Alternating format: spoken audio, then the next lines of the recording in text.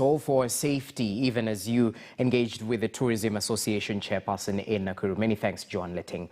Let's move on. According to a new survey, the University of Nairobi has been ranked as the top university with most continuing students who are employed nationally with an index score of 26.8%. The Pan-African Foundation and CPS International are currently hosting a press conference on the state of graduate employability in Kenya. Let's cross over live and listen in. Send yourself somewhere. When you engage in a conversation about something, even in your own technical field, you must do so in a manner that leaves no doubt to those listening to you and interacting with you that this is a university graduate. And you can't do that unless you have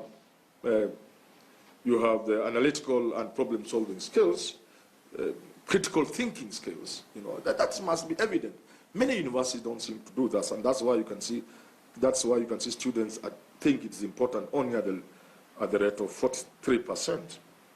Ability to adapt and act to new situations, students think yes, it's important, but only at 42%.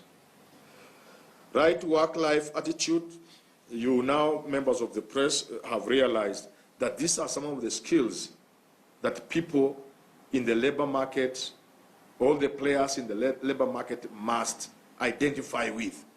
So we are only trying to show, in this sector of the labor market, in other words, the employer, which of these skills does he think ranks highest? Then we go to the student, and you go to the trainer at the university.